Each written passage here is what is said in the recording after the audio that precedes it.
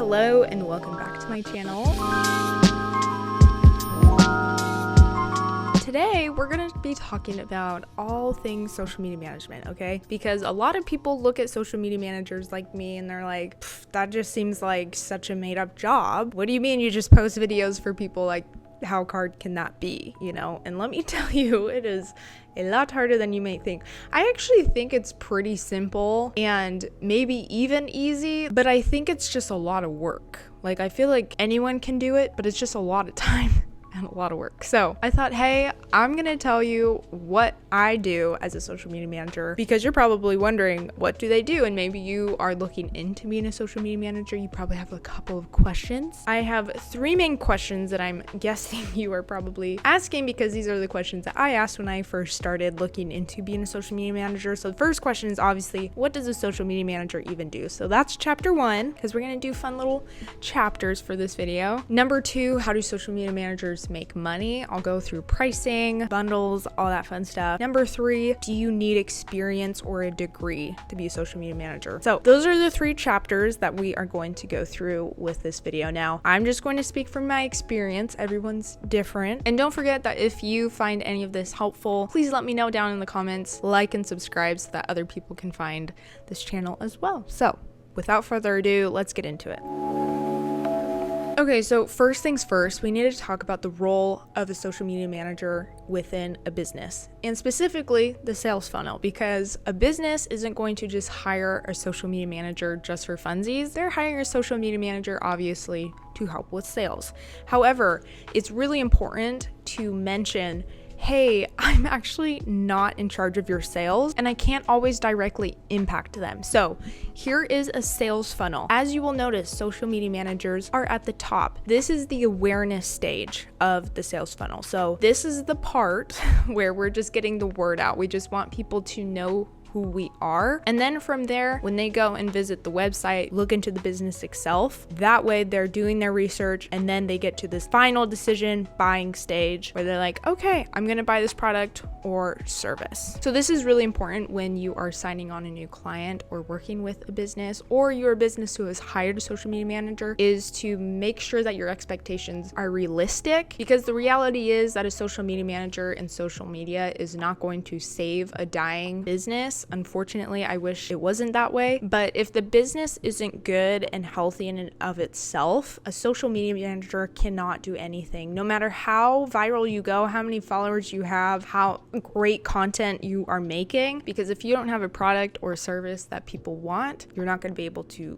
sell them, even if you're making amazing content. Now, you could say like the best marketers can sell anything. Okay, sure, whatever. Yes, that's true. But if your business isn't running correctly, don't hire a social media manager quite yet. I think the best time to hire a social media manager, or as a social media manager who's looking for good clients, you want to find a business who is doing well already, has grown a lot, is looking to grow, and honestly, they just do not have time anymore to manage and create content for their social media. And so they need help, because social media does affect sales, okay? Like I said, if you don't have the first step of the sales funnel, there's no funnel basically to go down, right? Social media just opens a whole nother channel, as well as the other things that the business is already doing. It's just a piece of the whole marketing puzzle, if you will. The next thing that's really important as well is that there is no secret formula when it comes to social media growth. There are just too many different kinds of people and too many different kinds of businesses to actually make a one-size-fits-all formula that whoever is going to apply this is going to grow. That just does not happen, especially because algorithms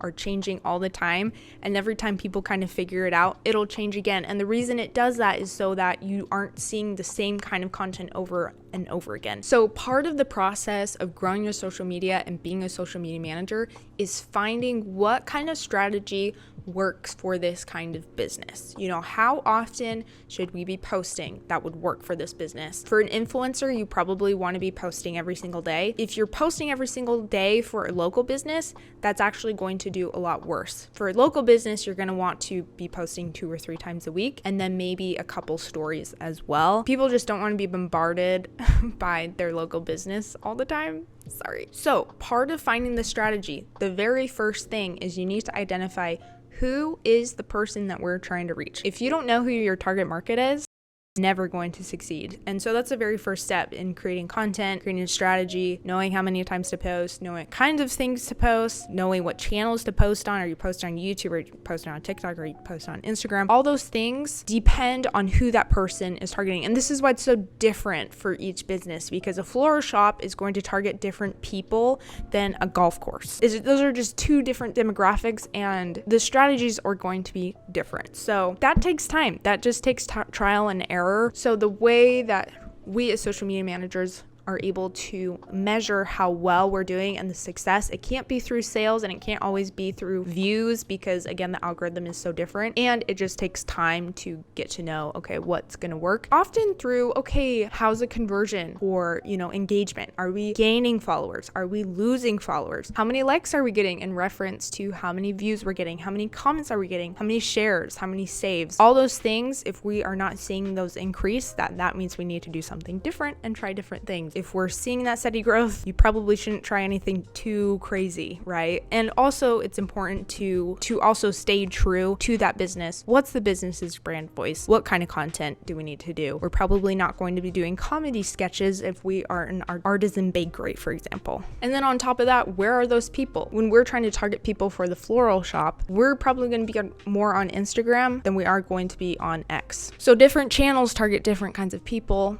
We evoke different kinds of messaging. Then once we have established a strategy, we know who we're trying to target, we know what our message needs to be, we know the feeling we want to evoke, then that's when we determine, okay, how many times do we need to post? What kind of content do we need to post? Let's plan the shooting process, and we're going to go and shoot this content. So the shooting process of it, the actual creating of the content, is such a small piece after all that research and strategy and planning. As a social media manager, you are planning all the content. I usually do every month. So you plan content every month, and then you spend 1, 2, or 3 days filming that content, taking the photos, and then you actually edit it. And editing probably takes the longest, at least for me. I am learning to be a little bit faster because it takes so much time. And then once everything's edited, you put it on the content calendar. But once it's on the content calendar, it's not over. You also have to write captions, which is a whole nother thing. Copywriting is such a big part of being a social media manager. It's not just the strategy. It's not just the shooting and creative and planning. It is also a lot of copywriting, a lot of wording. I mean, how you word things is so important and has such a huge effect on how well your content is going to do. If you just ask ChatGPT to give you a caption, it usually sucks.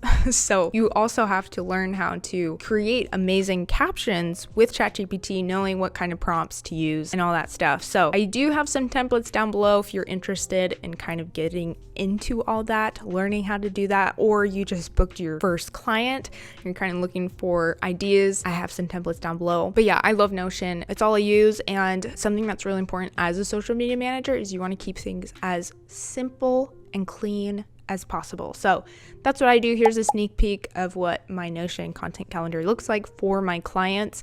If you're interested in getting a template, I do have a link down below, or you can check out a video where I give you a tutorial on how to make it for yourself. So once everything's in the content calendar and all planned out, you have to wait for your client to approve everything. A lot of times there are things that you need to revise on because some things might not be super in line and you're still learning, especially in the beginning phases. And so there will be revisions, and if there are revisions or things aren't done correctly, you'll have to go back, re-edit them, put them back in, and hopefully get approved. Once those things are approved, then you're posting. There are a lot of tools that you can use to post automatically, or you can do manually. Either way works fine. So now that you have done your strategy, you've shot, you've edited, you've put on the content calendar, you've done your copywriting, all the captions and all that stuff, everything's approved, everything's going out. That's not the end. You also need to make sure that the content is performing. So what do? You have analytics report. And if you're not tracking progress, you're not making progress. So every month I sit down with my clients and we go over numbers, we go over the analytics. We look at the worst performing content and we look at the best performing content, and we make more of the best performing content. And then that way, hopefully next month, we just get a little bit better over time. Now, another thing to keep in mind with social media is organic growth, which means you're not paying for anything. You're just posting. The algorithm will do whatever it does with it, it takes a long time. Social media and having a social media manager is more of an investment. You can't expect to hire a social media manager and your sales are just going to blow up after 2 weeks or a month or two. It's going to take a long time. So that's organic. You can also do paid media, which is, boosting posts, running ads. That is a great way to grow as well. So if you're using both organic and paid, that's part of being a social media manager. And that is just a very brief, simple overview of everything that a social media manager does. So let's move on to chapter 2, which is how do social media managers make money? So social media manager can be hired in 3 different ways. First way is just in-house. So you have a business and they hire an employee who works there and only there. So that's their social media manager. They manage that business's social media. They're there all the time. They don't really have any other clients. The second way is by being a freelancer. So this is where I fall in. So I acquire my own clients and I do the work for them. And I can have multiple clients at once, but I'm not their employee. I'm not the business's employee. It's kind of more like a partnership. And then the third way is through an agency. So an agency will have lots of different members and they're a lot bigger. So the agency might have different types of people. They might have that videographer, they might have a copywriter, might have a graphic designer, and then a social media manager. So the social media manager would probably be more over strategy and planning and making sure everything's going out smoothly and they're not really doing all the other things. So it makes it a little bit more direct. And then agencies, because they have more people, they're able to acquire a lot more clients. So there's definitely pros and cons to each one. But for me as a freelancer, it's just me. I would love to partner and maybe grow into an agency eventually. We'll see where things go down the road. But I love it because I get to have my own schedule. I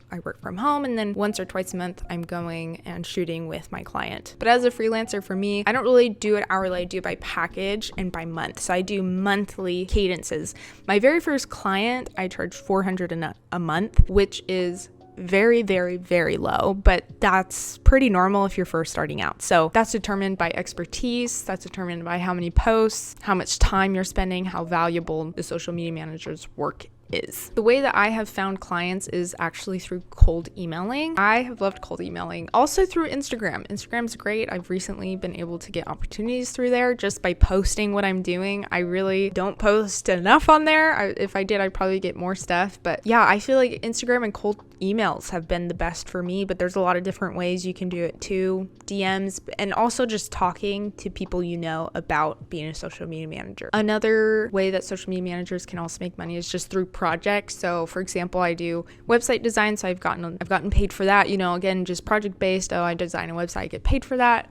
Product photography, just little projects like that. So you don't even have to have like a recurring monthly package with a client. You can also just do a project for them.